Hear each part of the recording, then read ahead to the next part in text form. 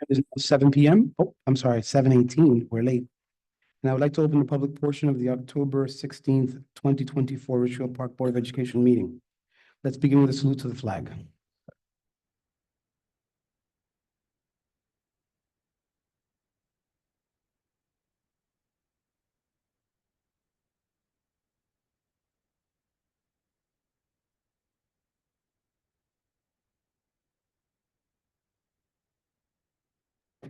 Mr. Bisick, can you please read the Open Public Meetings Act?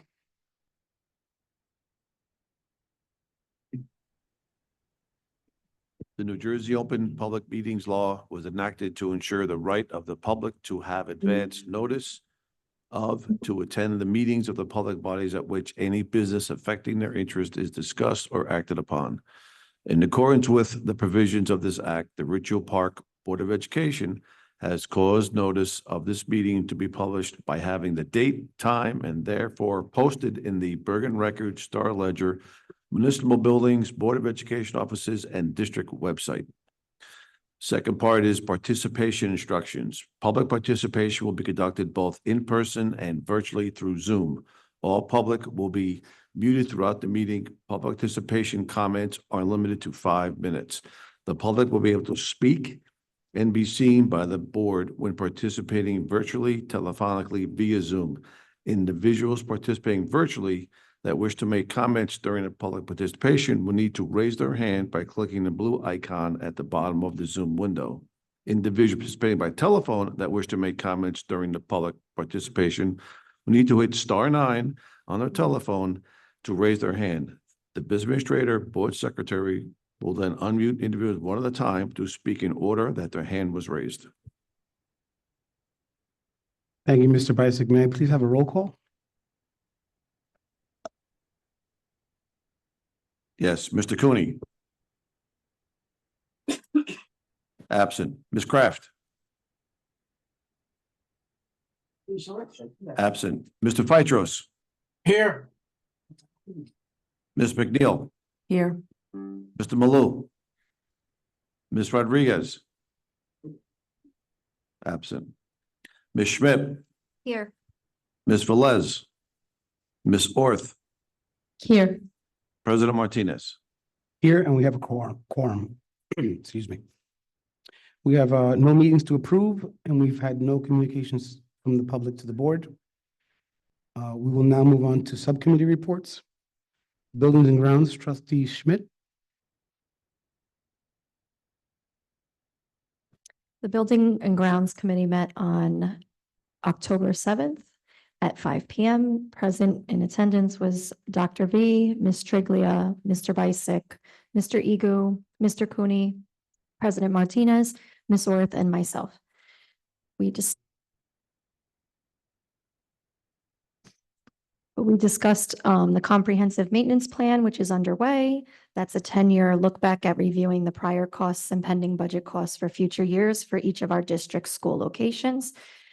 Several facility updates, including the Scarlett Strong Training Center, which is ongoing, and the new floor had been installed. The outdoor patio and learning space, which was going to begin that Wednesday. A drain and speed bump, which had been completed, and the wellness center, which had also been completed. We also discussed the status of air conditioning in all of the schools. The Grant School Gymnasium, Roosevelt Gymnasium, Junior Senior High School Gymnasium, and the Junior Senior High School cafeteria will all be getting air conditioning installed. The ROD grant is going to cover these air conditioning installations. The Junior Senior High School auditorium is air conditioning for the auditorium. It will be the next major project. DeCaro Rubino will review the pending bids in early November. We also discussed the DOS project, and we received an update that the current pumps are 2 pumps. They'll be converted to 3-way pumps for efficiency. Glycol will be added to the new system to enhance the lifespan for the new pumps and the rooftop units. The 4 pumps are located in the high school boiler room. They need to be replaced with new pumps that can be controlled through the main system integration. We also briefly discussed some issues with the Wi-Fi. There's been some outages happening, I believe, at the Junior Senior High School. These outages only last about 10 to 15 minutes each morning, and Mr. Ego is currently assessing that situation. We're scheduled to meet again on November 11th, 2024. Excellent report, Ms. Schmidt. Faculty and programs, trustee Velez. Faculty and programs met on October 8th, 2024 at 6 p.m.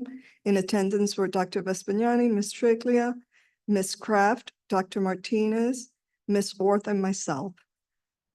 Item on the agendas were as follows. NJSLA student data presentation. Dr. B will share more on this during his presentation. The administrators for the pre-K and CTE programs had a table at the street fair this month. They were distributing flyers on these programs. This was a good start to give the new administrators exposure and information about our programs in the community. Frontline Central launch. It's an onboarding and electronic filing program for staff. It is live and running smoothly. Staff are currently using it and are happy with the ease in which they can submit paperwork. We are hoping to add more forms in the near future. The enrichment program launched on October 8th, 2024.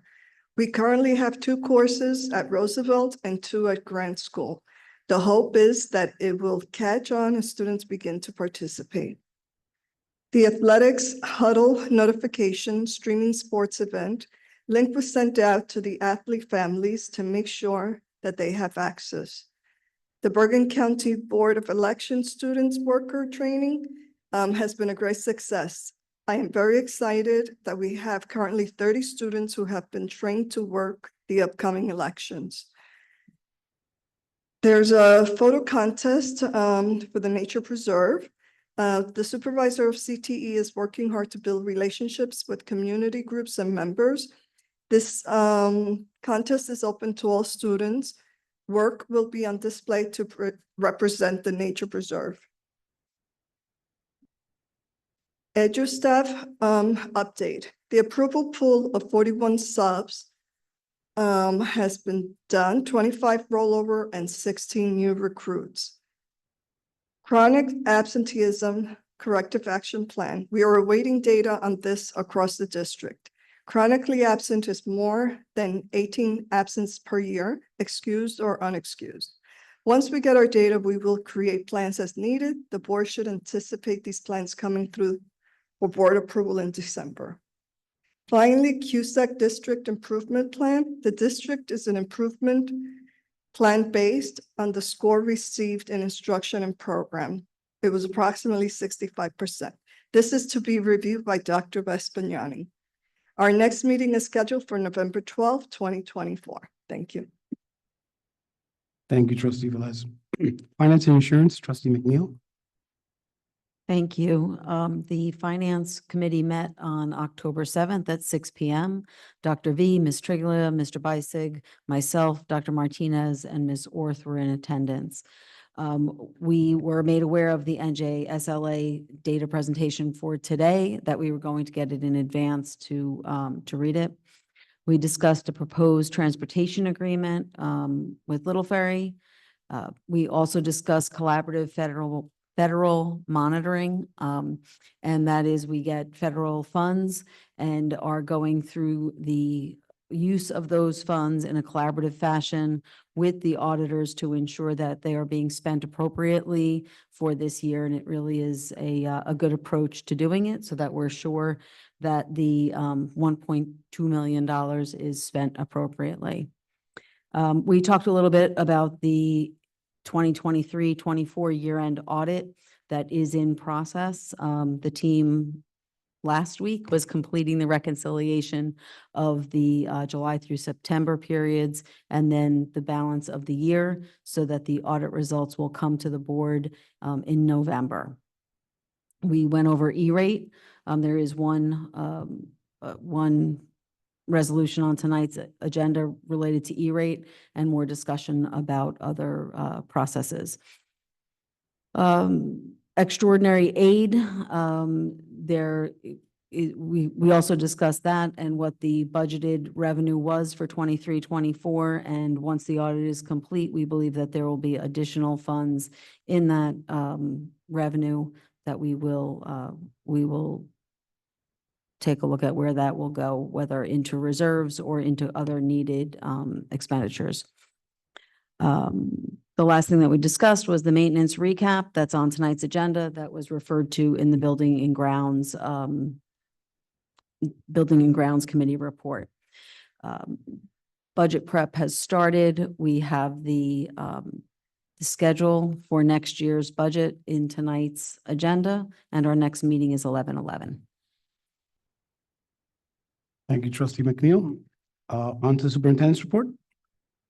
Thank you, President Martinez, and good evening to our community members, to the board, and to those who have joined us here in person. Pleased to provide the superintendent's report. To begin, I respectfully submit the HIB report that was presented to the board in executive session. In addition, and related to HIB, each school is required to have a school safety team comprised of the anti-bullying specialist and the principal, among other staff members. And each year, the school safety team is required to complete the self-assessment, and the superintendent is responsible for presenting each completed self-assessment at a public board meeting for board approval and comment. The self-assessment is based upon a rubric where each school safety team will determine where they land in terms of a certain amount of points within each section, and total points for the rubric as a whole is 78 points. Grant self-assessed for the 23-24 school year at 72, Lincoln at 73, Roosevelt at 73, and the junior senior high school at 74. Again, it's important to note that this is a self-assessment based upon this rubric. It's also important to note that there were changes in the 2022 amendments to the Anti-Bullying Bill of Rights that went into effect for the 22-23 school year, requiring schools to report the number of times a preliminary determination was made to not conduct a HIB investigation. And during the 23-24 school year, a preliminary determination was made in one school that an incident or complaint was outside the scope of the definition of HIB and did not need to be investigated as HIB. And in the 23-24 school year, the junior senior high school had 4. Moving on to some school news. In our pre-K 6 buildings, the Week of Respect took place, and elementary schools participated in activities such as theme attire days, poster contests, and respect lessons. Elementary schools partnered up with the fire department to hold fire prevention assemblies this week. Lincoln School had its Better Than Broadway theater program. Participating students in grades 2nd through 6 had 2 performances on Friday, one for students and one for parents. A huge thank you to the PTA. Also at Lincoln School, the ROAR meeting was held for grades 5 and 6 on October 4th. ROAR meetings are mini assemblies each month to help motivate students with attendance and character. At Grant School, they'll be hosting their annual Grant Glows party for students in pre-K to 3rd grade. And at Roosevelt School on October 1st, they hosted an Internet and Cyber Safety Assembly for 6th graders. The assembly was presented by the Bergen County Prosecutor's Office and was specifically geared toward the life and interest of middle school age students. At our junior senior high school, the counseling department kicked off their Future Friday series with presentations by a sergeant with the local police department, as well as the manager of fan engagement from the New York Knicks, who coincidentally is a junior senior high school graduate. Later this month, through the generosity of the Ridgefield Park and Little Ferry Police Departments, we will be hosting the author and speaker, Matthew Bocci. He will be delivering his message of resilience and hope to 11th and 12th graders, and then 8th graders who will have the opportunity to hear him speak at Memorial School in Little Ferry. And on Wednesday and Thursday of this week, motivational speaker Casey Bucheri will speak to upperclassmen students during physical education classes about the dangers of vaping, drugs, and alcohol. Some great programs that we have going on in all of our schools. So thank you to our principals for sharing some of those details with me.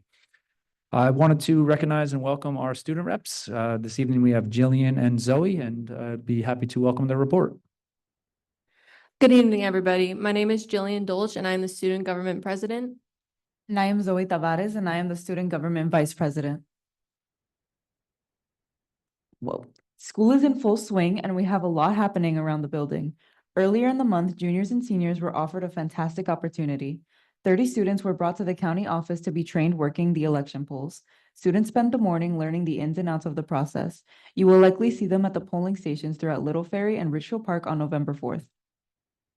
Last week of the Week of Respect, students got the opportunity to make new friends with the icebreaker game set up in the Commons. Students had the opportunity to stop by the peer lead table in the Commons. There was also an option to receive information about mental health awareness and substance abuse prevention. This month, the 7th and 8th grade Positive Behavior Incentive Program kicked off. Students demonstrating good behavior or modeling best practices are often rewarded with a red feather. This feather is then placed in a bingo roller. Every other week at lunch, students' names are drawn for a chance to win a gift card. This Friday, student government will host its 4th annual homecoming dance. This event is open for 9th through 12th grade students and are all very excited for a very fun night. Similarly, the 7th and 8th grade advisors organized a fall ball dance for students at the end of the month. The Spanish Honor Society sponsored a fundraiser for Hispanic Latino Heritage Month on Fridays by bringing in different pastries from Latin American countries in the mornings, accompanied by some hot chocolate. The intention was to bring in some authentic treats so everyone could enjoy trying new pastries. The Hispanic Latino Art and Culture class assisted in decorating the hallways in the World Language Wing with vibrant decorations to celebrate our Heritage Month. The students took their time and assured the hallways had lots of color and representation of all Latino Hispanic countries. Mr. Maggio's History of Intolerance and Prejudice class recently did a project called Kindness Rocks. The overall goal of the Kindness Rocks project is to brighten someone's day with the inspirational and motivational messages and drawings on rocks. After the rocks have been created, the History of Intolerance and Prejudice classes then place the rocks around campus for others to find with the hopes of brightening someone's day. The right message at the right time can change a person's life. Mrs. Powell's AP Psychology class took a trip to the mall to see the process of the scientific method through a hands-on approach. They were tasked with designing their own version of a what would you do social experiment and carrying out all the steps from consent to debrief. Then there was a data collection in between. The topics ranged from questions like, is my homecoming dress pretty, to would you help someone who does not speak your language? Now turning to sports. The boys and girls cross-country teams recently finished the regular season and moved into the championship part of the season. The girls team won their second division championship in a row and the third in school history. 6 Scarlet runners finished in the top 11, winning the meet by a 23 to 63 point margin. The next events include the county group, county championship, and state sectional meets. The Scarlets football team completed a very tough first half of their schedule with a 2-3 record, but are confident that they can flip that record around to finish at a 500 average. With the few returning starters on the team, the Scarlets had to learn quickly and adjust to varsity speed of play. They have made progress every week and are hungry to attain that goal. Girls soccer has a record of 4-6 and just competed with the first place league team, eventually falling 1-0 with only 12 minutes remaining in the game. The girls continue to improve. Coaches of opposing teams and refs have complimented how well the teams play and that they demonstrate excellent sportsmanship. The boys soccer team is 6-6 on the season. They are currently 4-2 in the league, which is tied for first. They have a big game against Cliffside Park on 10/21. RP and Cliffside are both 4-2 in league play.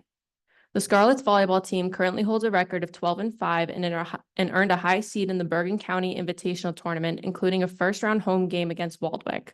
The girls are currently in line to qualify for the state sectional tournament at the end of the season as well. Junior Rachel McGallis also reached a career milestone this past week, recording her 500th career dig.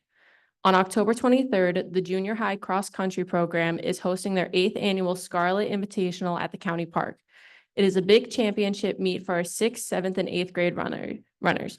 They are rock stars who have had a phenomenal season thus far. They run this meet very much like a 5K with medals and trophies for the top runners. We host the entire league at this meet, and it's a pretty big celebration of their hard work and a source of pride for the junior high cross-country program. We hope to see a bunch of supporters at the Richfield Park County Park on October 23rd at 4 p.m. That is all we have to report tonight. Thank you.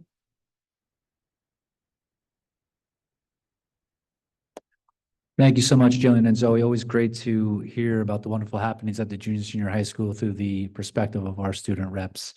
At this time, and as part of my superintendent's report, we have a rather lengthy presentation, so I'd like to excuse you from the balance of the night, and so you can tend to your responsibilities, and thank you again.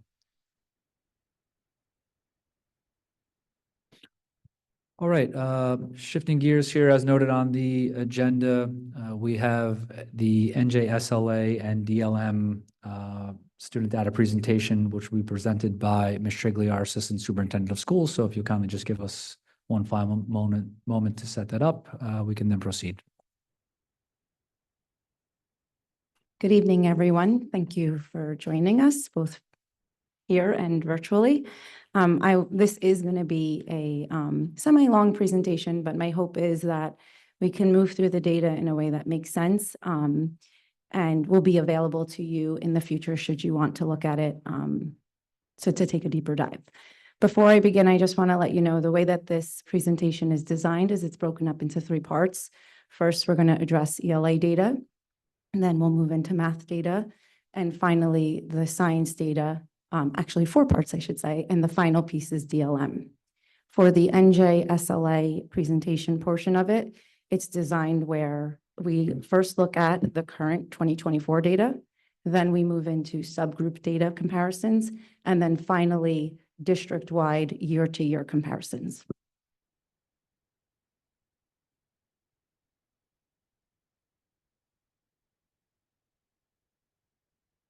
So the New Jersey Student Learning Assessment is given to students in grades 3 through 8 and high school, 9th grade ELA and algebra, and in some instances, geometry. All students are expected to participate in this. If they are unable to, they're offered the alternate assessment, DLM, and we'll get into what that is in later slides. This slide basically just says what I said. There are some exceptions to students who can perhaps be exempt, and that's for our multilingual learners. If they arrive to this country after June 1st of the previous school year, anytime after June 1st, they can be ELA exempt. However, they have to take the math portion, and if they're in 5th, 8th, or 11th grade, they have to participate in the science. This slide is a breakdown of the number of students in the grade level versus the number of students who took the assessment, and this is for participation rates. In some instances, you'll see that it's not 100%, but again, it can be for reasons like I just said. In the ELA portion, it could be that some of the students were ELA exempt, so didn't take it. It can also be other instances, maybe there was a refusal of some sort, but we have met our participation rates, so we're good there. This is a breakdown of the ELA. All ELA grade levels have 2 units. There was 1 year where maybe we were fields test and there was 3, but this year it was just the 2 that are mandated. 3rd grade has a total of 150 minutes, and grades 4 through 9 have a total of 180. This district, you have the option to do 2 units in 1 day, but no more. This district takes the practice of doing 1 unit a day, giving children a break and not having them sit for extended periods of time. Parents and guardians, you should have received your child's individual student report. This is what this is. This tells you their performance level. It gives you a breakdown of how they performed on average in comparison to other students in the district and across the state. So you'll see there are 5 levels of performance, 1 being the lowest, 5 exceeding expectations. And in order to meet or exceed, you need a 750 or above. Okay, so this slide is how our students performed overall in each level. Typically, we focus on meeting and exceeding expectations. So the green column is that across the board for each grade level. And as a district as a whole, we're at about 50.3% proficient in ELA. So going across is each grade level. So grades 3, for example, is 47.6% and so on. I'm going to give a few seconds for you to just review this slide so you can see the data.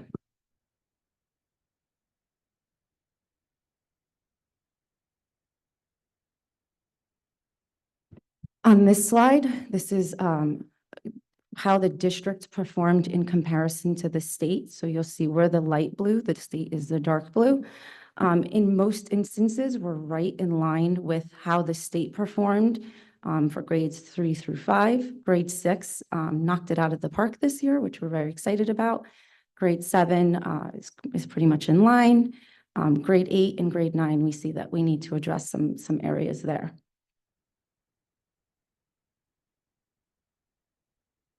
This slide is giving you proficiency, meeting or exceeding by schools.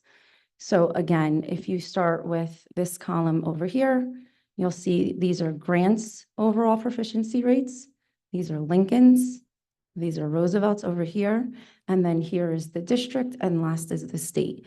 Numbers noted in green are areas where we performed above the state average. So again, I'll give you some time to just look at this slide.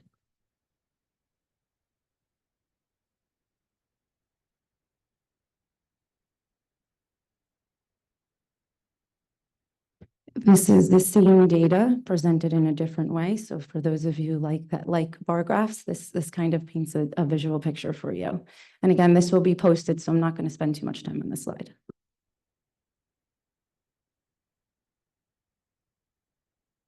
Okay, so this is a very overwhelming slide with a lot of numbers. What you see here is this is the analysis by subgroups. So the first group that we're looking at is divided by race.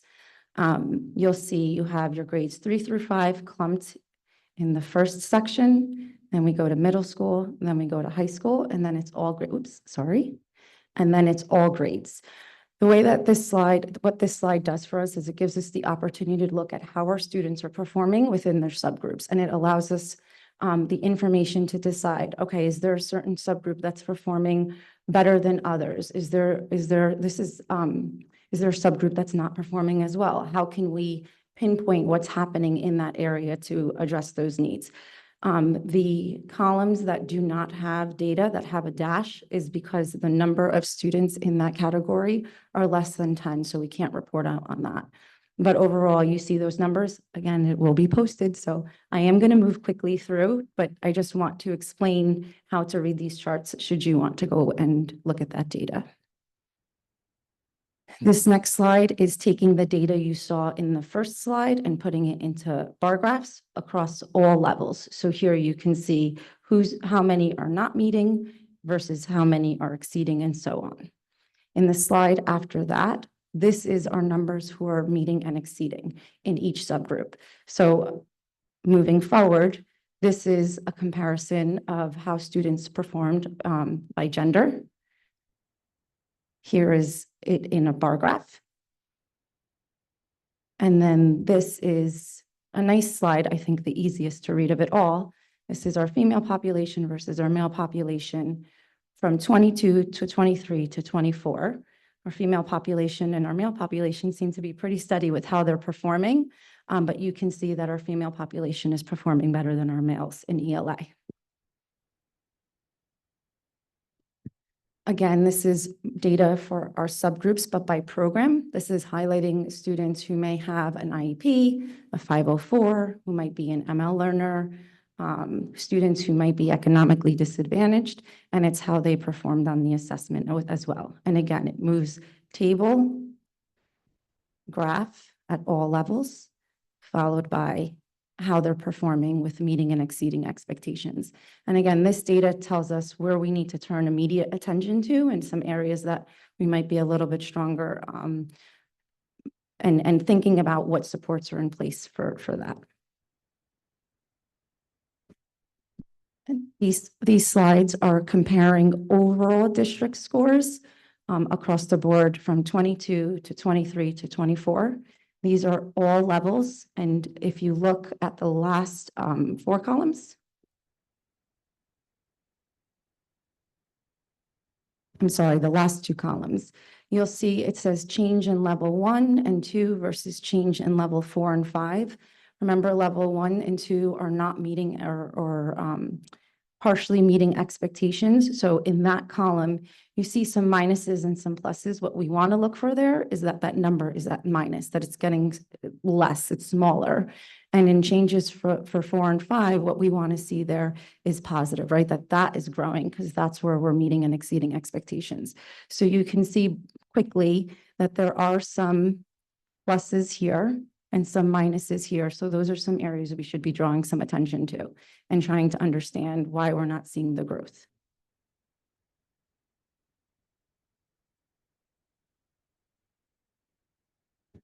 This is a bar graph just highlighting students who are meeting and exceeding from spring 22 to 23 to 24.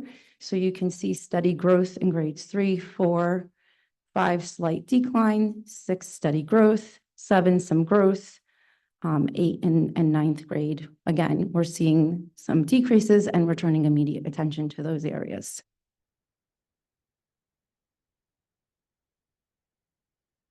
For this slide, this is a comparison between the district and the state. It's a very colorful slide, but it's to help you kind of highlight where your eyes should be going. So for example, if we look at the yellow highlighted boxes, this follows the cohort. So in third grade in 2022, this group of students were at 39.3% with meeting and exceeding expectations. If you follow them down to this past school year, the 23-24 school year, they were at 52%. So you see a significant growth over time for this specific group of cohort.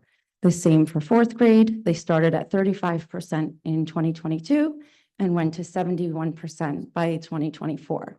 So again, we're seeing strengths, and then where we're seeing a decline, we're asking ourselves why, and we have some really good action plans in place that we'll be sharing with you.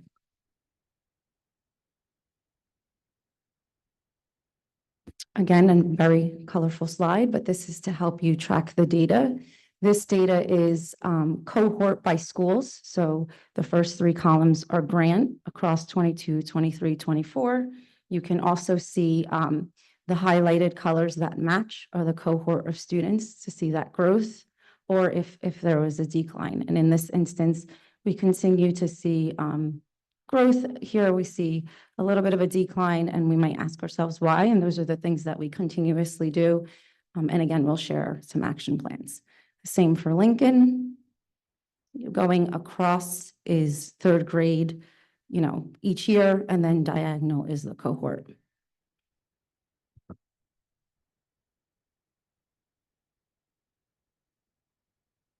Math is going to move in a similar structure, so I'm just going to continue to push on through. Math for grades 3 through 8 have 3 units, algebra, geometry, and in some instances, we did not have anyone take algebra 2, but algebra 2 is also 2 units.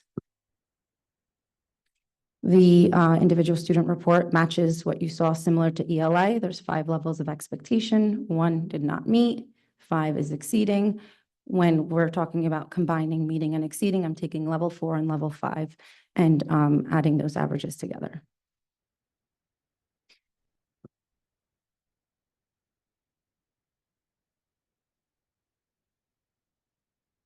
This slide again, going across for third grade, you see the percentages for each level. And then the final column, that green column, being how the students performed with meeting and exceeding expectations overall for each grade level.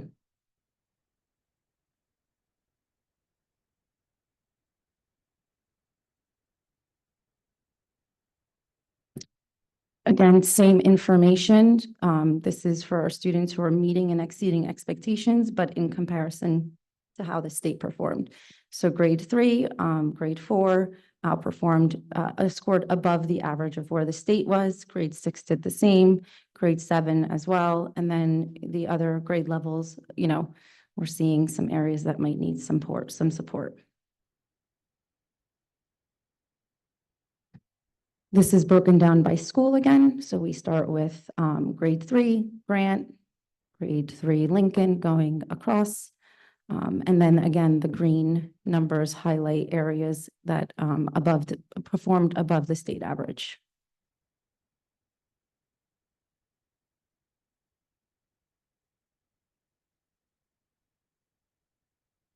This is the same data put in a bar graph. So again, if you're interested in looking at the data this way, you'll see most notable right here, grade 4 at Grant School is 72%. Grade 5 was at 60%, and then you kind of see where everyone else falls with the averages. Roosevelt School, grade 3, did some really good work there as well.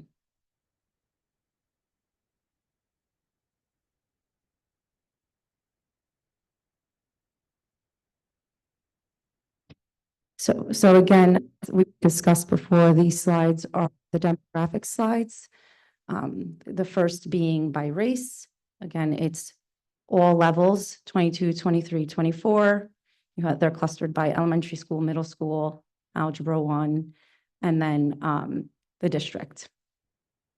Here you see how they performed at all levels in a bar graph. And then the easiest slide, I think, to read here is students for meeting and exceeding by race in this bar graph. This is by gender. This is all levels. And then meeting and exceeding. Where here you can see in some instances, the males are outperforming not by a little bit, but they're doing a little better than the females in math. This is by program, students with IEP, economically disadvantaged, 504s, MLs. This is where all students, so it's across all grade levels for this particular slide, I should have said that before, how they performed in each performance level. And then again, how each group met or exceeded expectations.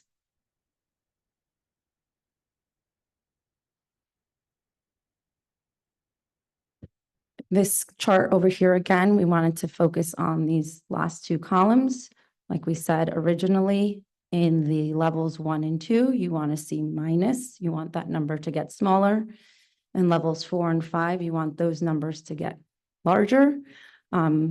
Unfortunately, we see significant changes in levels 1 and 2 in some grade levels with a larger number of students performing in those ranges.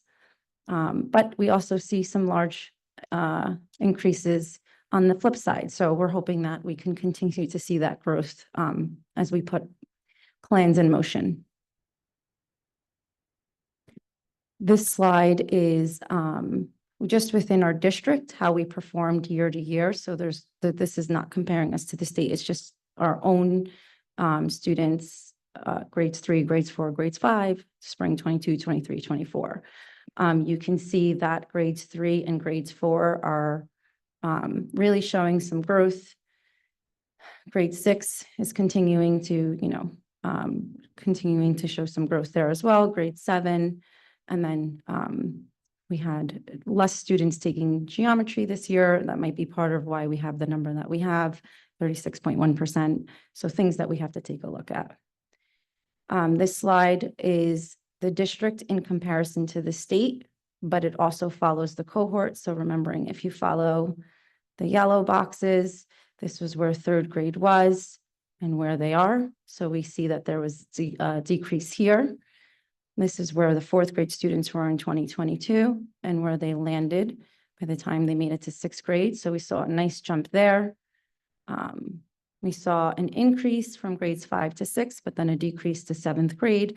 So again, as we look at this data, we're continuing to ask ourselves, what are things that could have potentially caused the decrease? How can we get that number to be increased? So again, we'll address that.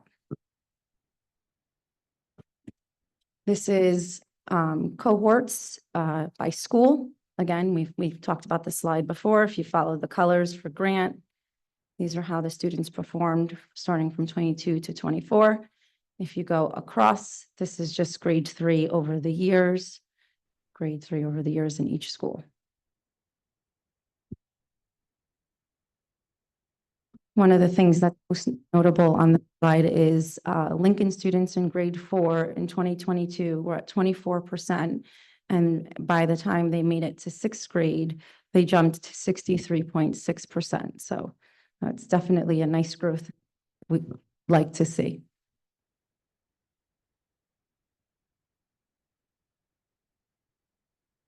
Now we're getting into the science portion. Science is also situated and organized the same way that we've just been going through. So NJSLA is the science assessment. Students in grades 5, 8, and 11 take this assessment. 11th grade is a culmination of 9th, 10th, and 11th grade science standards. 8th is a culmination of 6th, 7th, and 8th grade standards. And 5th is a culmination of K through 5 standards.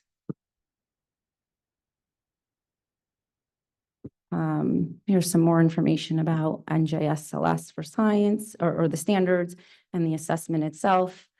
The data although not as rich as ELA and math as far as what they offer here, still gives us some ideas of maybe specific domains that our students are working well in or might need some more support. So that's helpful. And as the NJSLA science is a newer assessment in regards to how we've had ELA and math for a much longer time before that. I believe before when Park rolled out and then turned into NJSLA, science was still like that old NJASC assessment. So this assessment is fairly new, so the data is not as rich. These are our participation rates.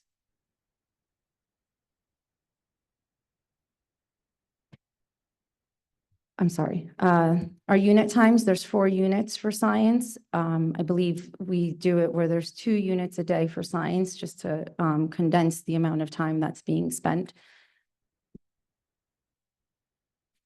Unlike math and ELA, science has 4 levels of performance, 1 being below proficient, 2 near proficient, 3 proficient, and 4 advanced proficient. So here we would be taking levels 3 and 4 to determine meeting and exceeding those expectations.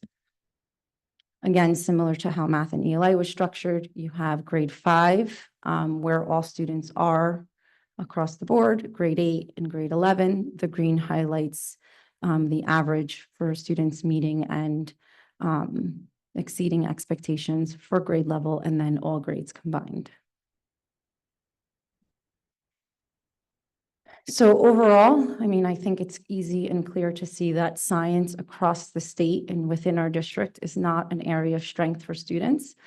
So as we continue to get more data that shows us where the learning gaps are and ways that we can help our students, we're just going to continue to dig into that data and really come up with some action steps to address how to increase our science scores. This is the data broken down by school for this current school year. I'm sorry, for the 23-24 school year. That's the same data in a bar graph where you have elementary schools, district, and state.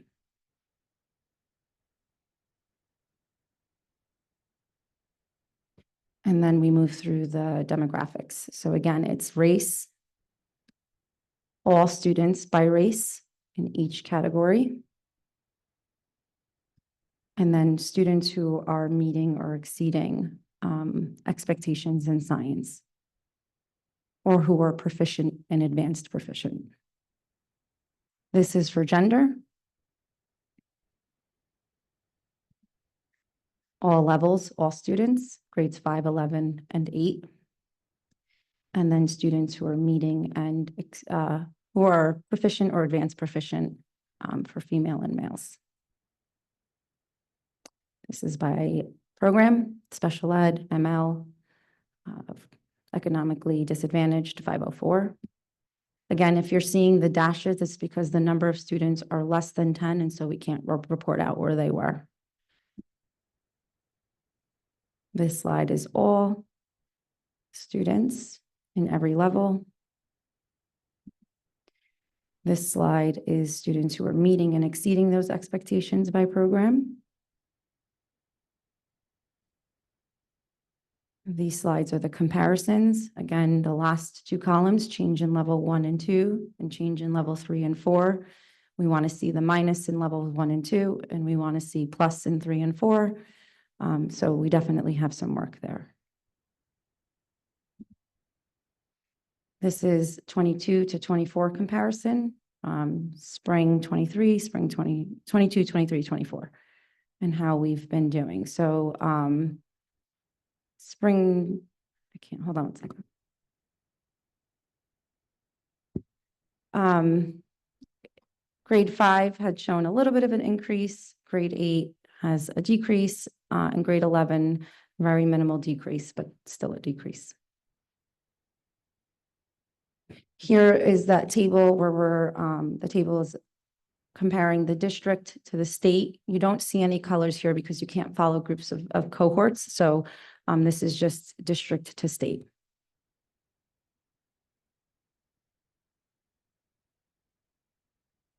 This is by school. The elementary school is grade 5. That should say grade 5. I'm sorry for the typo. I missed that. Okay. So these next few slides, before we get into it, I want to take a moment to thank the administrative team that's here. We have all collectively had our hands in different portions of how we're going to improve our scores overall, because, you know, as much as we're seeing some areas of growth, we recognize as a district that we have ways that we need to go. So I thank you all for being here.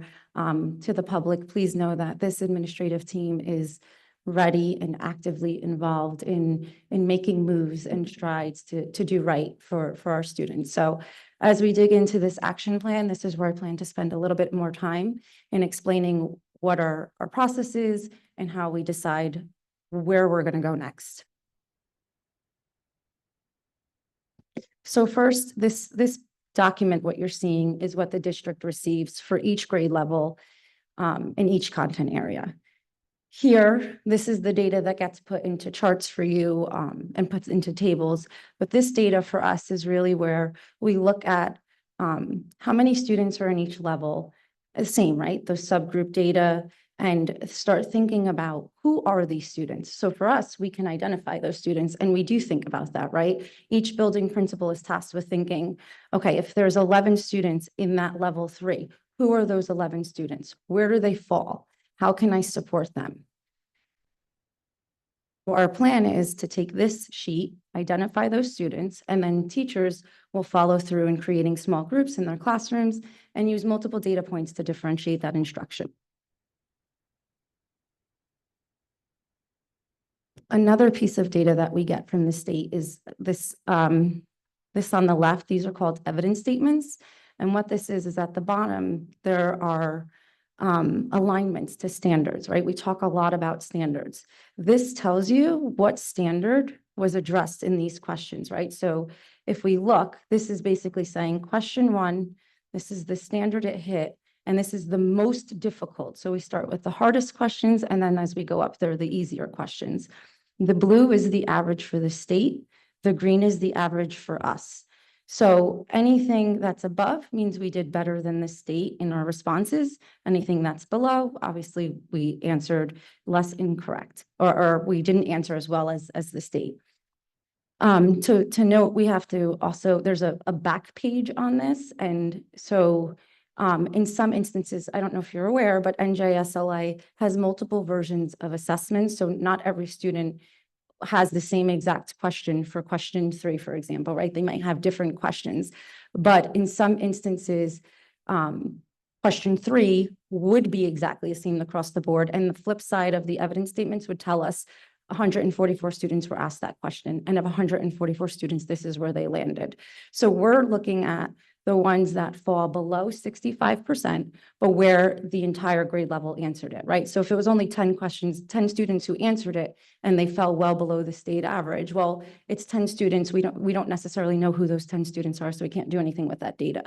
So here we track that.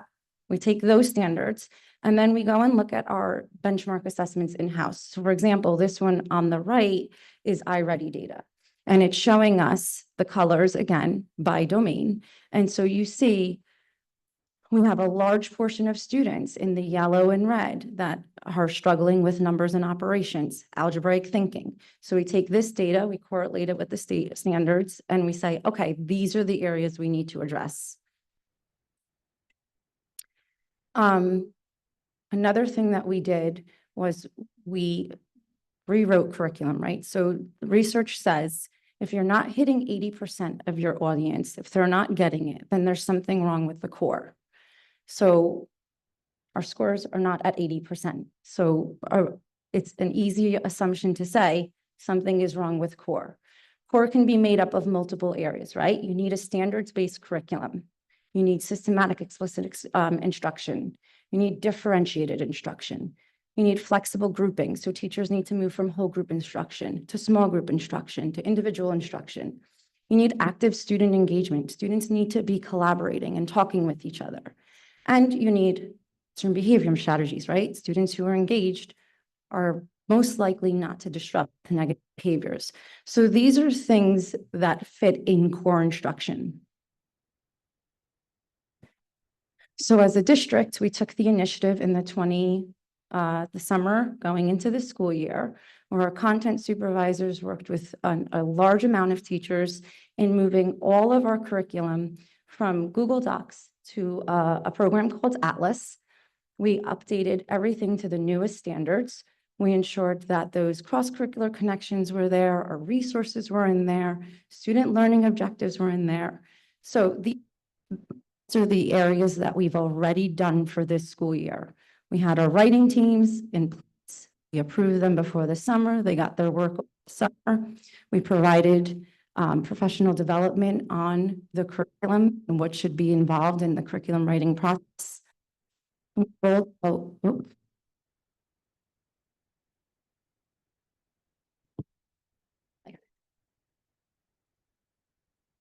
We rolled out the Atlas program to all staff members in September.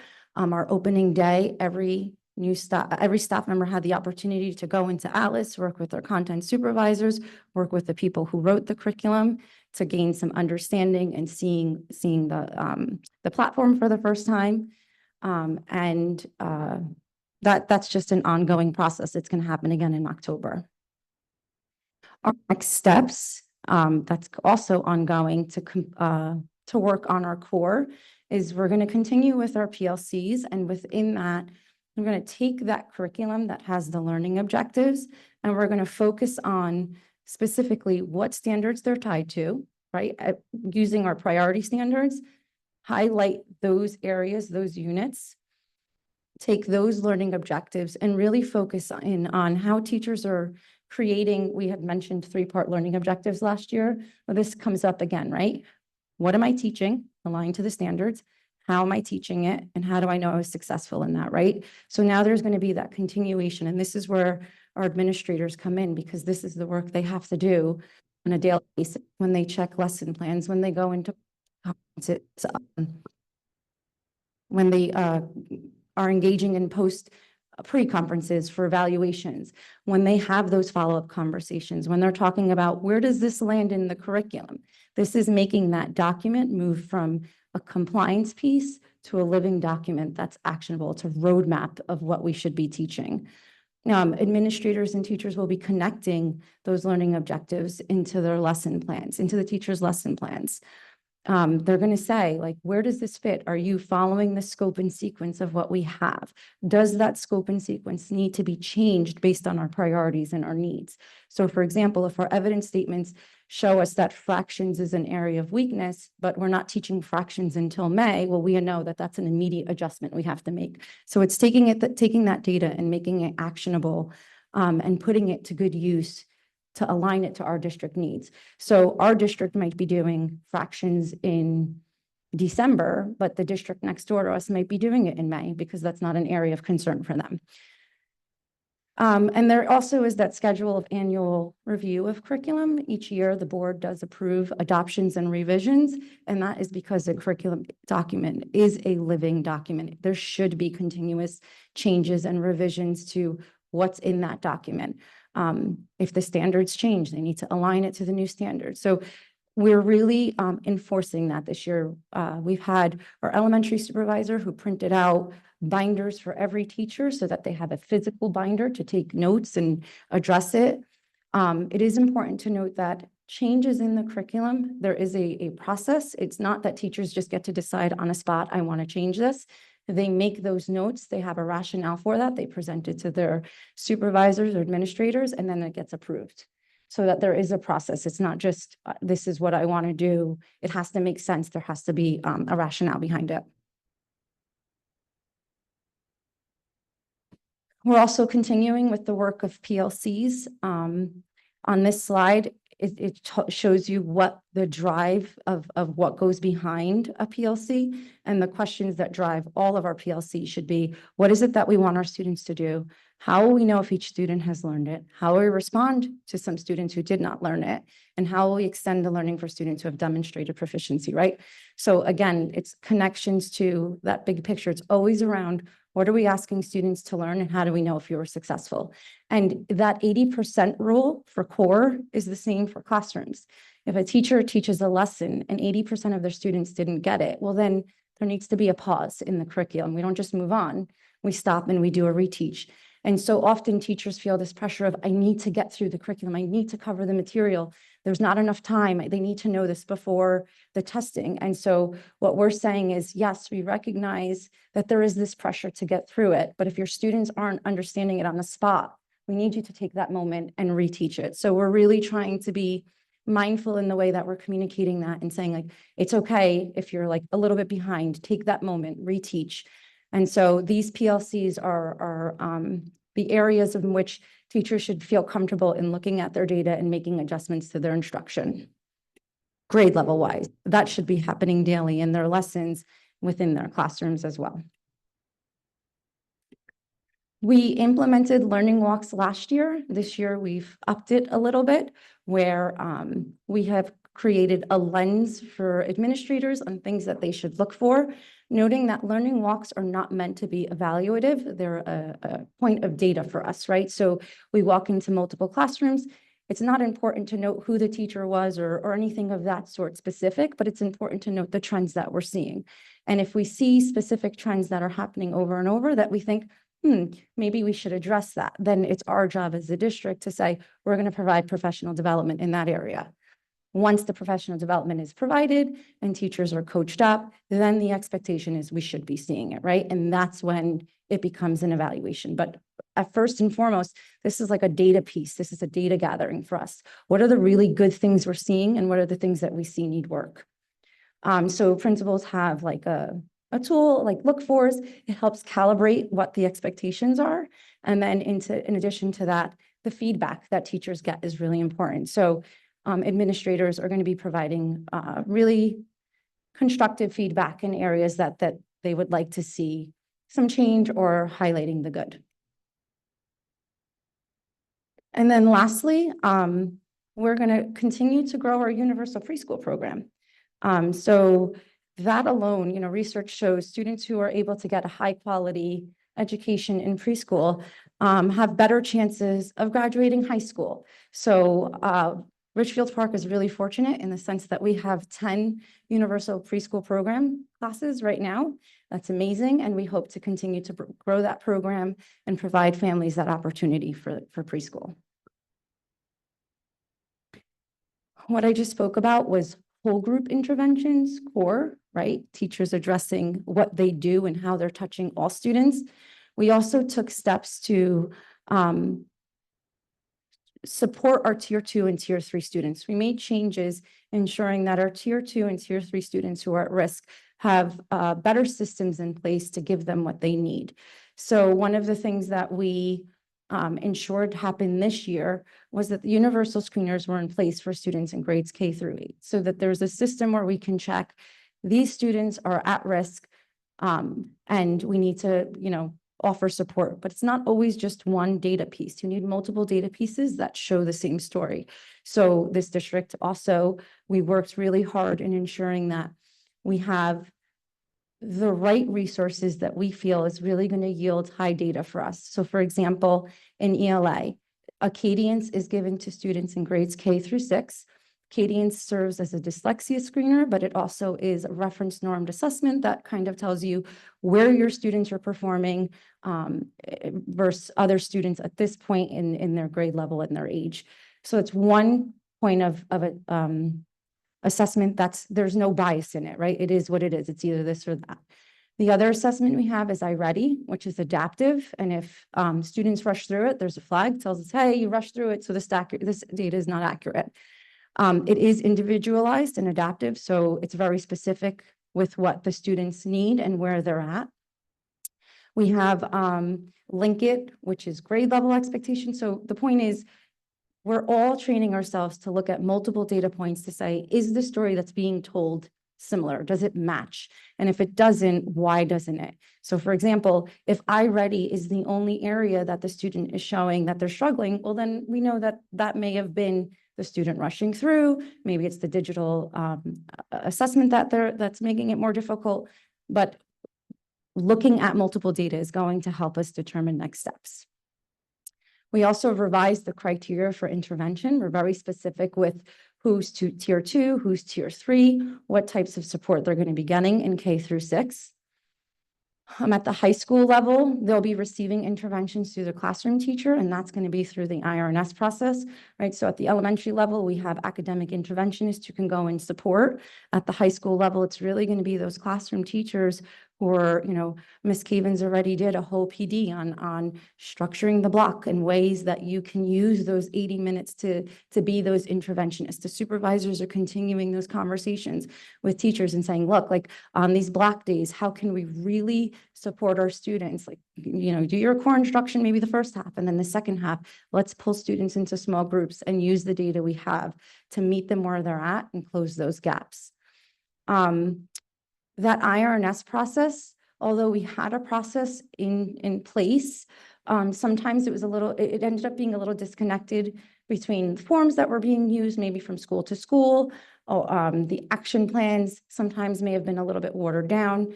So the administrators and I met over the summer for 2 hours. Again, I thank you for being part of the process. It wasn't something that was just handed to them and told, this is what you need to do. They were very much in the process of developing those action plans, understanding what we're looking for. In order to address concerns, you need to know the root cause of what potentially be causing a student to be at risk. So really thinking about the types of questions and thinking about the outcome that they want for each student is going to drive specific action plans. And again, in those action plans, we're identifying what steps need to be taken, who's responsible for those steps. So really streamlining that process, hopefully will get us to where we need to be with addressing student needs and being mindful of the pieces that we're putting into place, not rather than just putting a Band-Aid on it and saying, all right, we'll just give them academic intervention. Is really digging down and saying, what can we do for these students to ensure that we can move them through and give them what they need?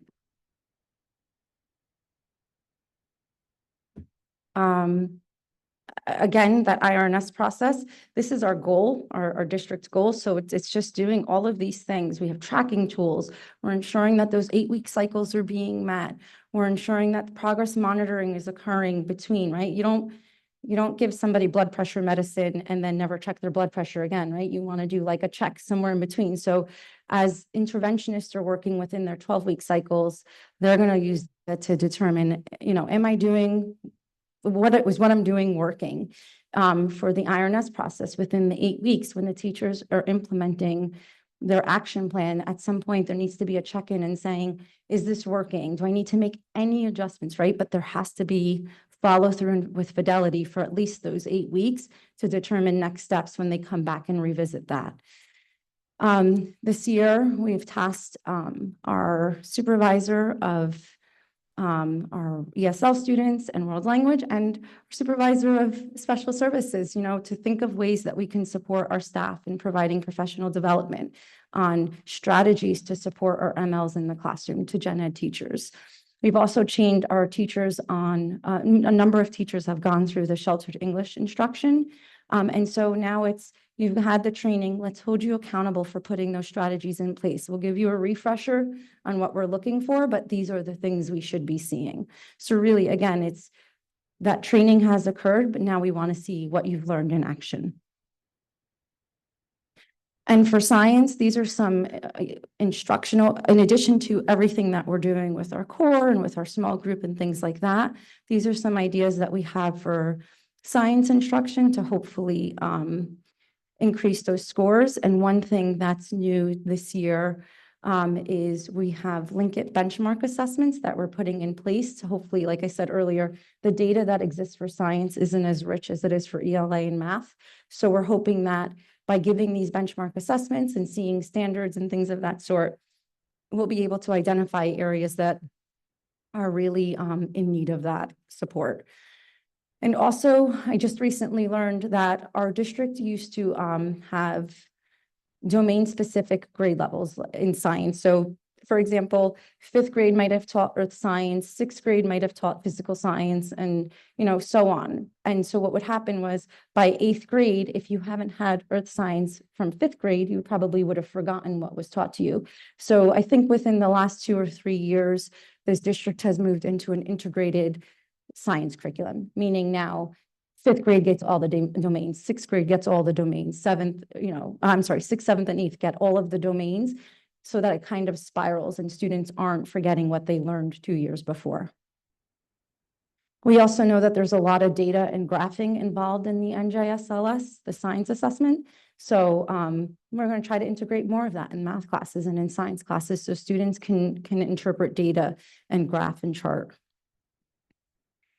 The DLM is going to be super quick because DLM stands for Dynamic Learning Map. This is an alternate assessment for students who have the most significant cognitive disabilities and are unable to take the NJSLA.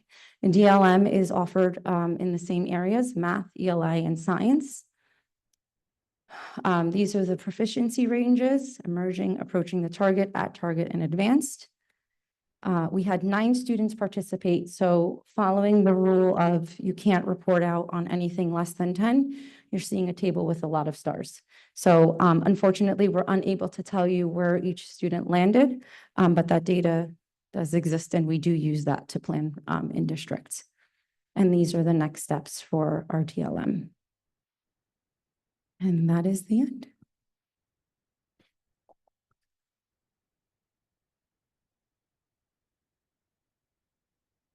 Thank you, Ms. Triglia, not only for that thorough presentation, but also for your daily work in this space, which has played a significant role in this initial phase of our turnaround efforts. We are clearly benefiting from the skill set and work ethic that you brought to the district. So thank you again for that. Dr. Martinez, would it be all right if I shared a few comments before we turn it over to board questions? Great, thank you. So, clearly that is a lot of data to unpack. And although the board had received the presentation on Friday in advance of this meeting, naturally, tonight's presentation will bring up some additional questions, and we're happy to address as many of those as we can. As an administrative team, and again, I'd like to acknowledge our administrative team for joining us this evening. We have all 4 principals here: our Director of Special Services, our Supervisor of Special Services, our Supervisor of Elementary Education, our Supervisor of MLs and World Language, our Supervisor of Math and Science. Am I missing anyone hiding behind those pillars? I think I got everyone. So thank you for giving up some of your time.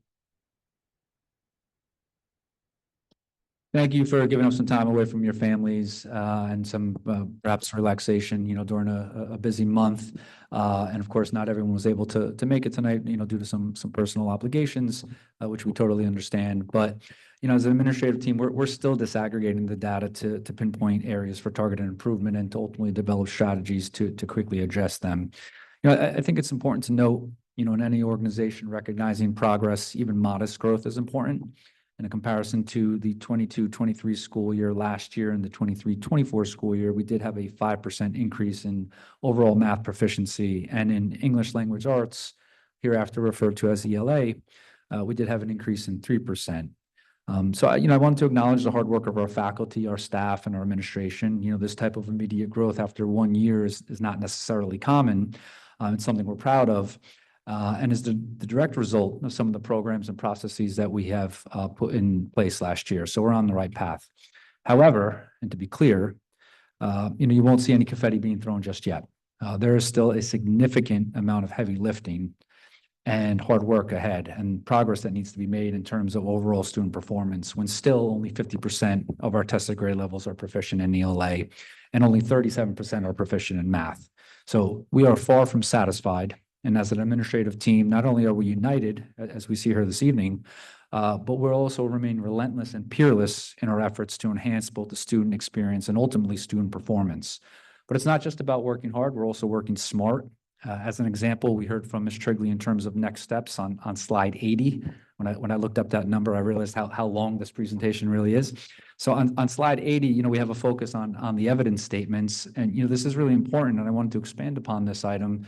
because I know it can kind of get lost in the process with the presentation. You know, what this data tells us and reveals as we triangulate that data with the other assessments that we're implementing is we're really able to pinpoint and ultimately target those standards where we are deficient while also building upon the standards where we see strengths.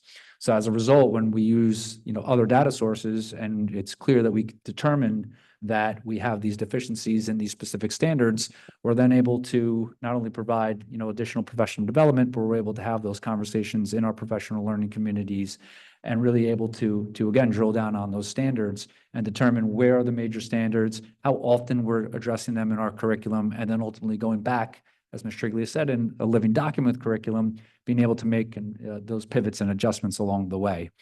You know, we're also looking at those pockets of significant increases in student performance to learn more about those instructional strategies and approaches that are being used in those circumstances. And one other important area that I'd like to point out is our chronic absenteeism rates. Although not compiled in this report, it is part of our district improvement plan as it relates to NJQSAC. A student is chronically absent when they miss 10% of the days that are they enrolled, which is approximately 18 days. And this includes both excused and unexcused absences. And the research is clear that chronic absenteeism is a primary cause of low academic achievement. So it makes sense, right? A student needs to be here consistently in order to succeed academically. And although we don't have the data for the 23-24 school year yet, that we should receive that over the course of the next few months, all districts will by way of their student performance reports. But when we look back at 22-23 school year, we had 381 students district-wide who were considered chronically absent. That's approximately 19% of our student population. So the board recently took a powerful first step to address this by revising the student attendance policy. And further, our principals in collaboration with our district truancy officer are closely monitoring student attendance and implementing the policy in terms of truancy reporting. So I can't stress enough to our parents and guardians who are tuning in at home how important it is to get your child to school every day. It will be very difficult to make the type of progress that I know we can make unless collectively we improve our chronic absenteeism rates. In addition, and as it relates to the presentation, you know, our teachers have been working incredibly hard and have been very busy administering various assessments this school year. And again, to be clear, this is not going to be a case of what we refer to in education as the DRIP syndrome, DRIP, D-R-I-P, so data rich but information poor. In other words, teachers are not simply collecting the data, rather we're busy analyzing it and ultimately using that data collected from multiple assessments to create an individual profile for each student. So this in return enables our dedicated teachers to make informed decisions in terms of determining students who will benefit at any given time from small group instruction within the classroom based upon the deficiencies and the various standards outlined within the curriculum. So what does that mean? If I'm a teacher and based upon what the standards tell me and based upon multiple data points, if I have 20 students on roll and I see that 5 students are deficient in this standard during this part of the curriculum and the next month I have 3 students who are deficient in the standard, within the classroom I can pull those students within small group instruction to really target and benefit those students to get them to where they need to be. So, you know, what does this mean for our families tuning in at home who may view this presentation on the website, who may be asking, well, what does this mean for my child? This means that your child will benefit from this approach because teachers now have access to the living, breathing document of curriculum. We have revised processes for INRS, as Ms. Triglia had indicated. We have carved out dedicated time for professional learning communities where our teachers can collaborate with one another and have these conversations about assessments and data points. And ultimately review those with their principals and supervisors in those professional learning communities to best serve each child in terms of areas noted as not being proficient, also, again, building on the strengths. So this ultimately allows for a tailored approach to send each child on his or her own trajectory towards mastery of those standards. And on a final note, at the last board meeting on September 18th, I had shared that based upon data and programs reviewed from the 22-23 school year, the district did not pass 1 out of the 5 NJQSAC components. So as a result, and in the area of instruction and program, we are required to create a district improvement plan, which is being recommended on the agenda to the board this evening. The goals outlined in this plan are directly connected to the next steps that were shared in this presentation, and I'm sharing that because the alignment between that plan and tonight's presentation and those next steps is really critical in terms of being able to move the needle forward for student performance. So thank you, President Martinez, for allowing me to just share a few initial thoughts, and we're happy to hear, any questions or comments from the board at this time. Mr. Malou? First, thank you to Ms. Triglia for doing this. I can't imagine the amount of time that statistical data collection took from you. But it seems to me that there's a real problem with the eighth graders. 9.2% of the eighth graders meet or exceed math, and 9.3% of our eighth graders meet science. What plan do we have for dealing with our eighth graders? And more significantly, what caused the significant decline from past years?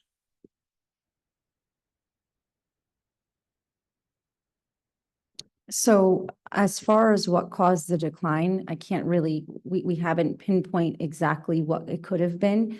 My feeling is that core instruction, again, ensuring that our curriculum is standards aligned, that the pacing is correct, that the sequencing of where we're placing things is correct. Those are really important first steps, and those are the steps we took.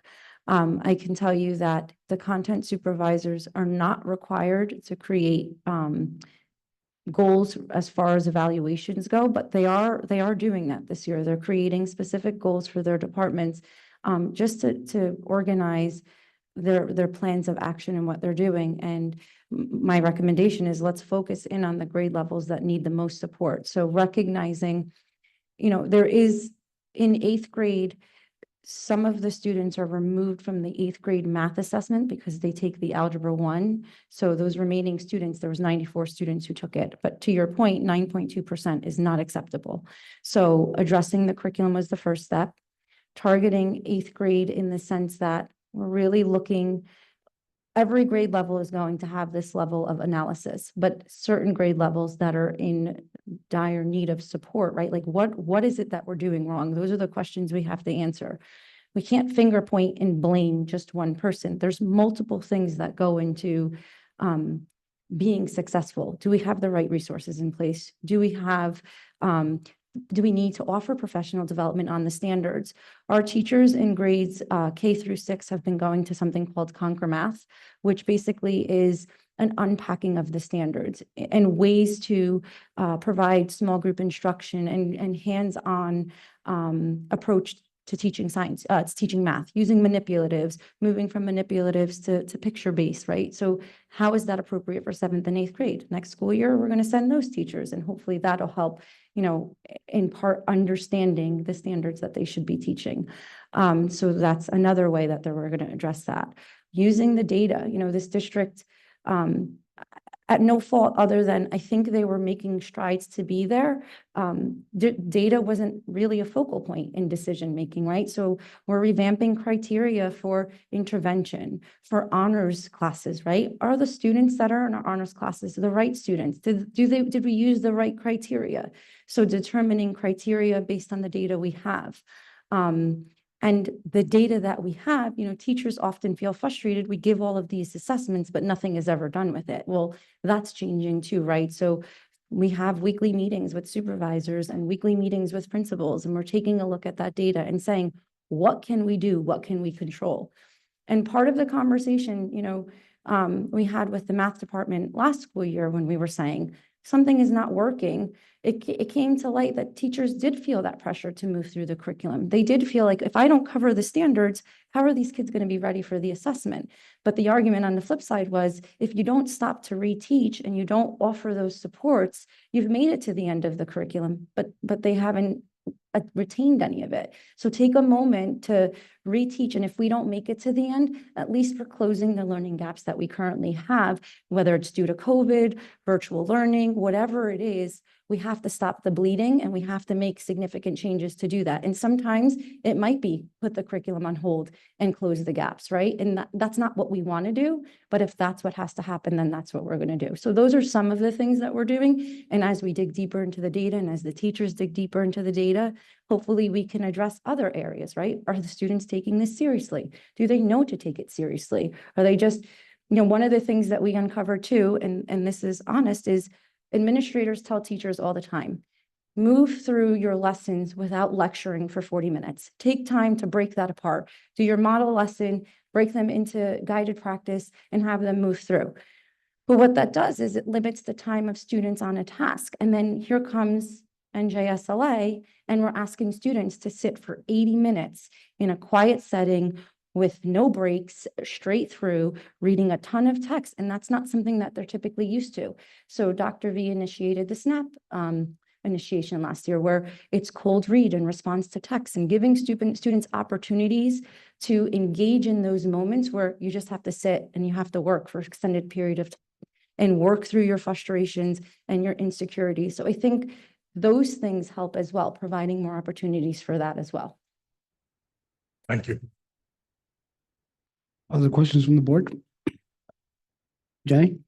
To piggyback off what Mr. Malol said, it's not really a question more than a comment, but it's interesting to point out that while the 8th grade scores are drastically lower than the state average, the 6th grade scores are significantly higher, and I think both math and ELA. And I know I questioned, and I guess the answer is we don't really have an answer as to why that is, but I find it very interesting, in particular, that the way our district is structured maybe has some role in that. Maybe it's that, the 6th graders are in the elementary school and then they're moving directly to the high school. Something about the 8th grade transition to the high school as well, not having a middle school. Again, I know that doesn't have a direct necessarily impact on the scores, but it's interesting to me that that's the 2 grades that were not in sync with the state at all. So that's just a comment.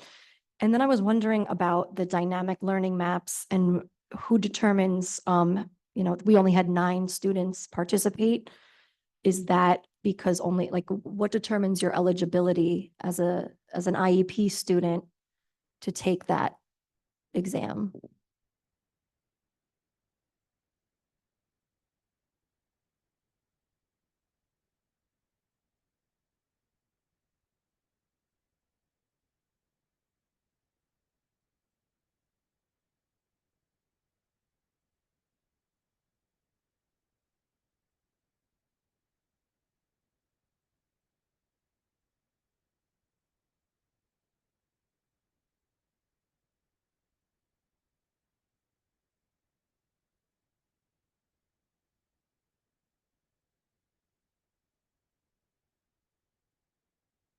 It is important to note that this is for our severely cognitive disabled students. So there is a criteria, and the rule of thumb for most districts, obviously, if the data supports it, the data supports it, but it's about 1% of your population that should be taking, 1% of your special ed population that should be taking the DLM based on their abilities. Okay, that's what I was wondering, is the percentage in our district, because the 9, I don't really know the total. Okay, thank you. And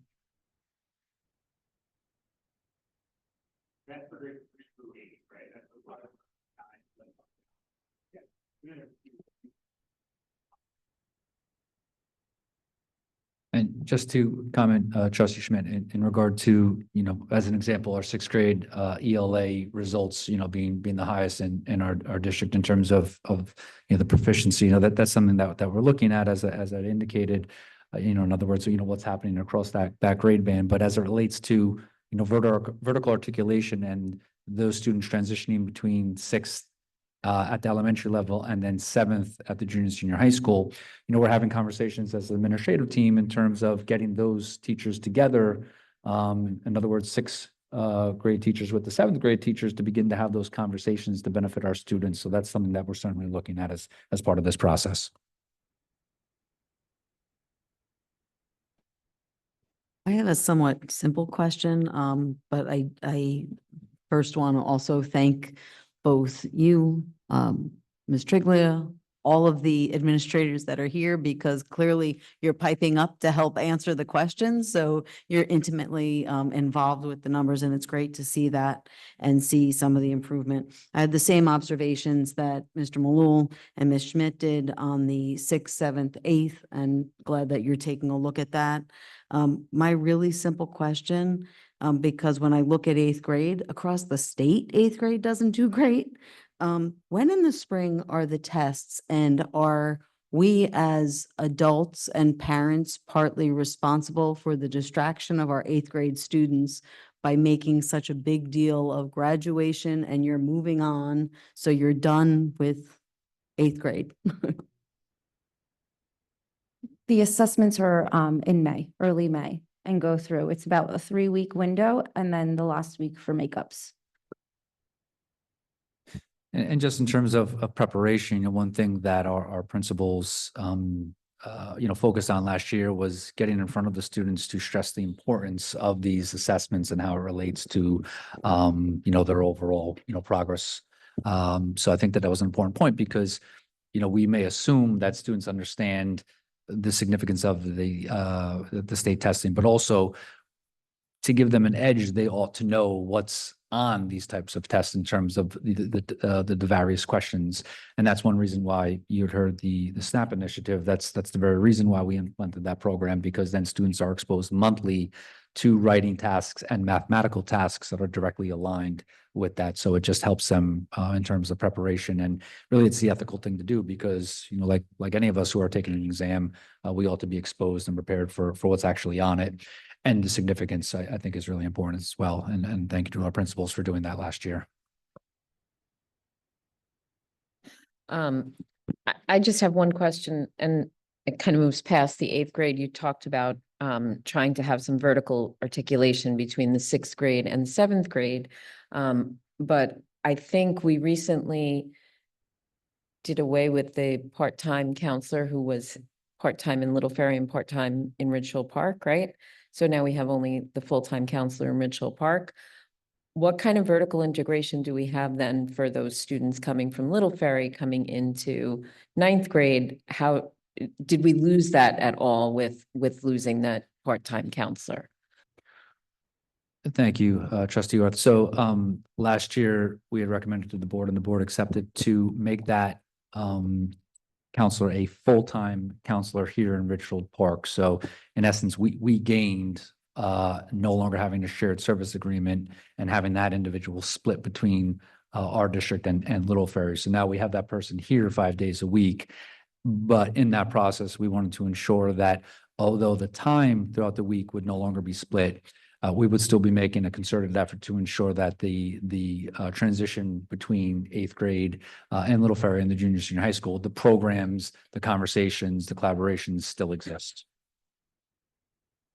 If I may add, Mr. Dunn and I do work closely together. We just recently discussed getting together to talk data. We do, by implementing iReady this year, that's something that they use in their district. So we're able to compare apples to apples and see, the trajectory of how our students are performing in 6th, 7th, and 8th grade and what to expect when getting to high school. So although it hasn't happened, the plan is in motion to make that happen as well.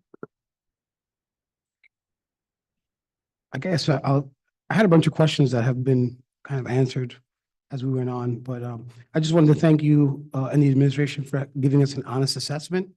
I feel like many times, not just in this district, but in other districts, this is really just a compliance measure that happens, and we throw some numbers out there, and we kind of, as I say, put lipstick on a pig and say, look at the bright side. We had 4 kids who scored well, and things are looking great. So I appreciate the honest assessment because the people of Richfield Park know that our scores are not great.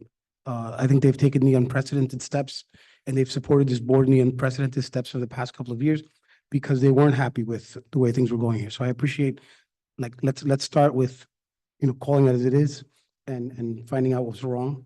I also appreciate the use of data to inform instruction, again, not just for compliance, because that's been the tendency here.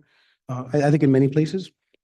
One question that I did have is we're having this is a big ask of this district, of the teachers, the frontline staff.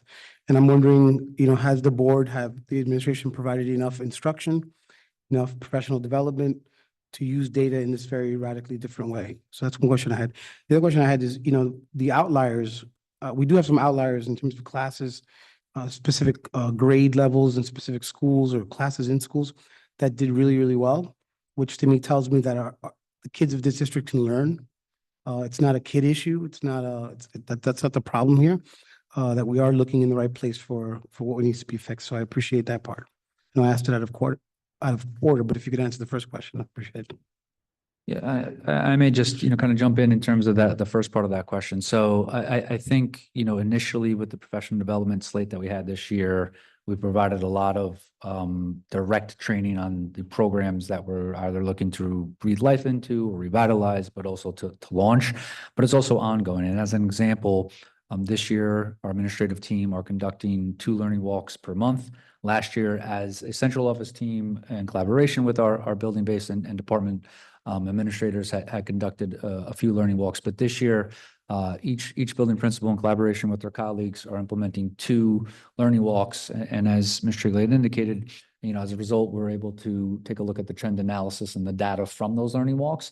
And then that informs ongoing professional development for our staff to see, where are some of the items that we still need to support them with, and what are some of the strengths that we can continue to build upon. So, it's very much ongoing, and, monthly as we take a look at the trend analysis that the principals are submitting to Ms. Triglia and I for our review, and ultimately, providing staff with some professional development. It's very much fluid and, something that we're monitoring throughout the course of the year, understanding that in order for our valued staff members to be successful in the classroom, we need to be providing them with the support and training from a district or departmental level.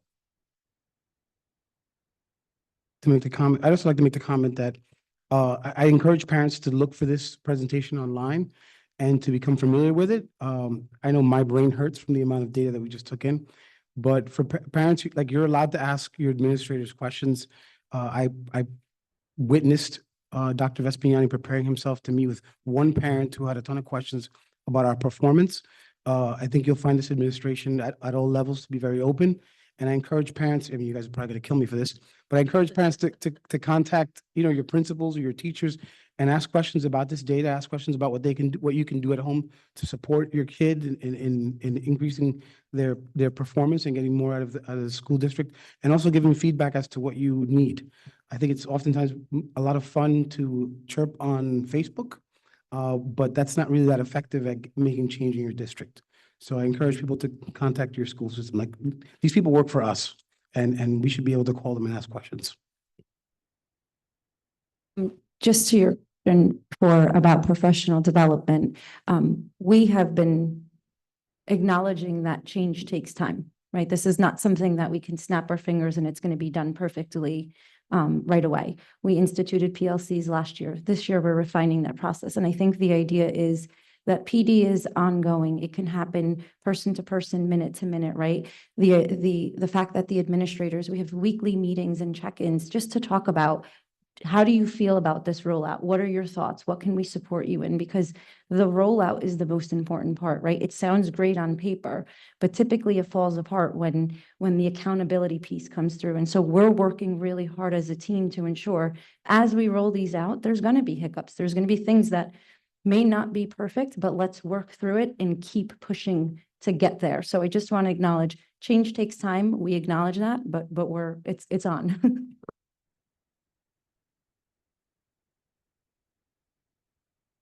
I have one more question. I'm sorry. You're talking about the PLCs. Do those cross schools? Because, the differences between the 3 elementary schools, I assume that the core curriculum that you're putting in is trying to help standardize that, but do the PLCs cross schools? Thank you for that question, Trustee McNeil. So that's something that we've recently had a conversation about in terms of our time that we have with staff by way of both faculty meetings and also articulation meetings. So what we're striving to accomplish this year will be to provide grade level teams, for example, a 4th grade team at one school and a 4th grade team at another elementary school, to provide them with time to then meet horizontally across the grade bands across schools. So that's something that we're looking to accomplish this year as well. Thank you. And on our PD days, we do allow, it's built in for the October PD day, and it was for September for grade levels to sit together to have those conversations. So although limited time, it is happening.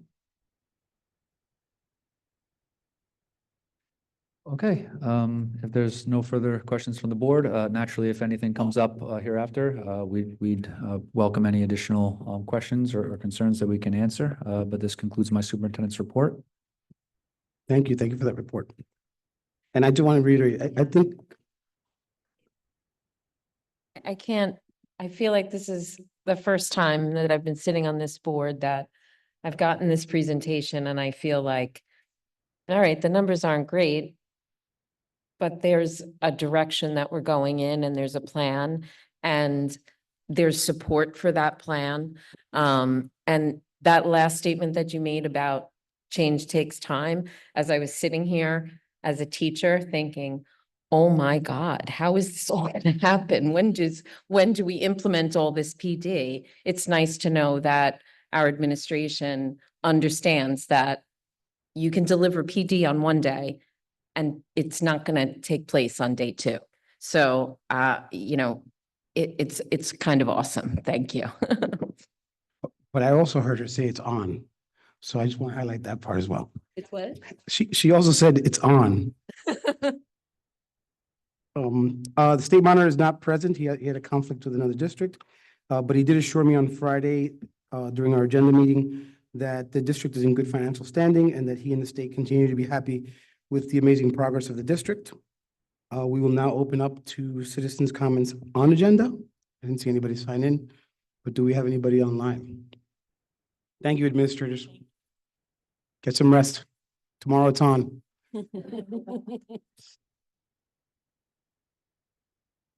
Anyone to elevate?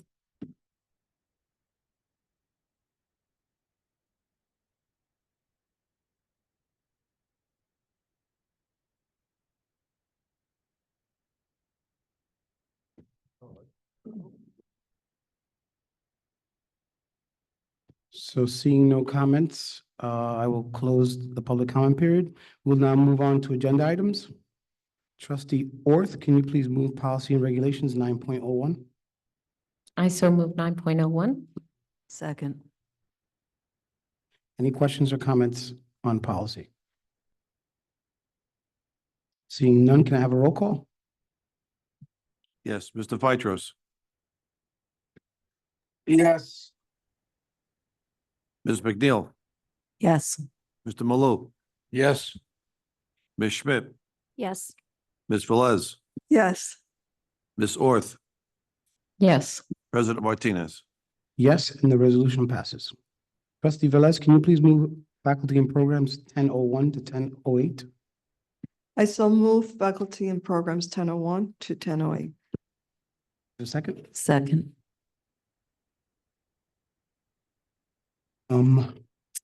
I'd like to thank Samsung Electronics for the 4 Carolina STEM challenge sets and the All School Special Needs Organization for the donation of 2 sensory spaces for the Lincoln School. Do we have any comments or questions on faculty and programs? Seeing none, can I have a roll call? Yes, Mr. Phytros, Yes. Ms. McNeil, Yes. Mr. Malou, Yes. Ms. Schmidt, Yes. Ms. Velez, Yes. Ms. Orth, Yes. President Martinez. Yes, and the resolutions pass. Trustee Schmidt, can you please move buildings and grounds 11.01 and 11.02? I so move buildings and grounds 11.01 and 11.02. I have a second? Second. Velez, second. Any questions or comments on buildings and grounds? Seeing none, can I have a roll call? Yes, Mr. Phytros, Yes. Ms. McNeil, Yes. Mr. Malou, Yes. Ms. Schmidt, Yes. Ms. Velez, Yes. Ms. Orth, Yes. President Martinez. Yes, and the resolutions pass. Trustee McNeil, can you please move finance and insurance 12.01 to 12.13? I will. I move 12.01 to 12.13. Second? Second. Fourth. Any questions or comments on finance and insurance? Seeing none, can I have a roll call? Mr. Phytros, Yes. Ms. McNeil, Yes. Mr. Malou, Yes. Ms. Schmidt, Yes to all, but I'm an abstention on 12.06.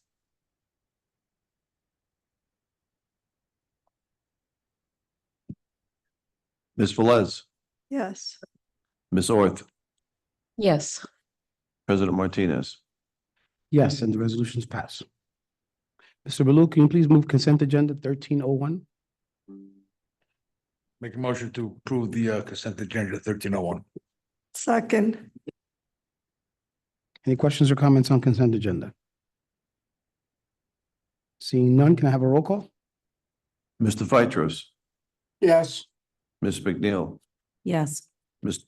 Malou, Yes. Ms. Schmidt, Yes. Ms. Velez, Yes. Ms. Orth, Yes. President Martinez. Yes, the resolution passes. Trustee Velez, would you please move personnel 1401 to 1414?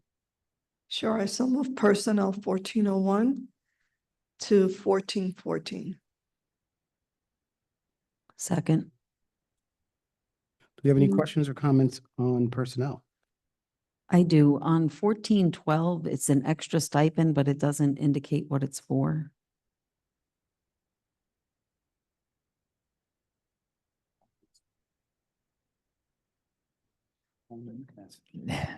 Thank you. In 1412 in the table, it is for peer modeling, which is additional support stipend for students during the recess period. Thank you. Welcome. Do you have any other questions or comments on personnel? Seeing none, can I have a roll call, please? Yes, Mr. Phytros, Yes. Ms. McNeil, Yes. Mr. Malou, Yes. Ms. Schmidt, Yes. Ms. Velez, Yes. Ms. Orth, Yes. President Martinez. Yes, and the resolutions pass. Mr. Bryson, can you please read in new business 1501? Yes, this falls under new business, item 15-1.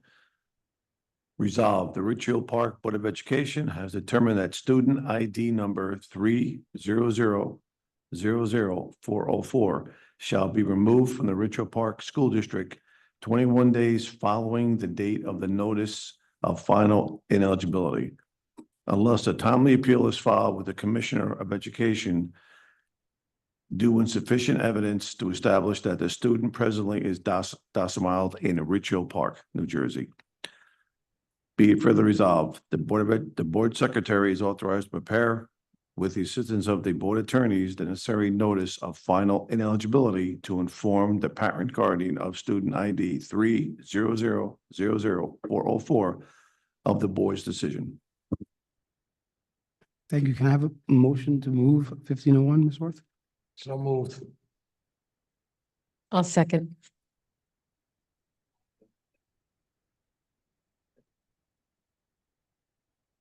Can I have a roll call?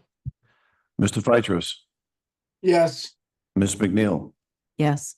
Mr. Malou, Yes. Ms. Schmidt, Yes. Ms. Velez, Yes. Ms. Orth, Yes. President Martinez. I'm an abstention on that one, but the resolution passes. We will now listen to citizens' comments off agenda.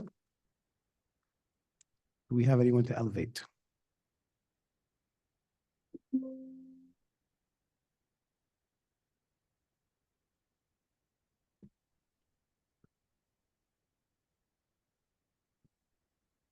Good evening. Great presentation. A lot of information to disseminate. A lot of, to at least absorb. That's a ton of info, 93 pages, not 80, 93. Good job. For those of you who don't know me, I'm Dave Tadros. I'm the industrial arts teacher here in the high school and the president of the RPEA. Proud president of the Richfield Park RPEA. I'm proud because the teachers and the teacher assistants for this district have been the one constant in the lives of the students of Richfield Park and Little Ferry. The teachers and the teaching assistants have been through many ups and downs over the past several years, but have never wavered in their commitment to the students. And the students have also done their very best under the circumstances, sometimes not so ideal. I've been an educator for 35 years. The majority of those years right here in Richfield Park. We've always been told that we are accountable for our words and our actions. And certainly that includes our social media posts. Therefore, I would be remiss if it did not remind everyone that the educators of these students should never be referred to shortcomings. Administration and board members come and go rather quickly in this past few years. And the constant has been the educators. I'm proud of each and every one of the teachers and teacher assistants that give their all each and every day to our children. There's no shortcomings when it comes to our teaching staff and our students. Have a great evening. Thank you. Thank you, Mr. Tedros. Have a good evening. Do we have anyone to elevate? No.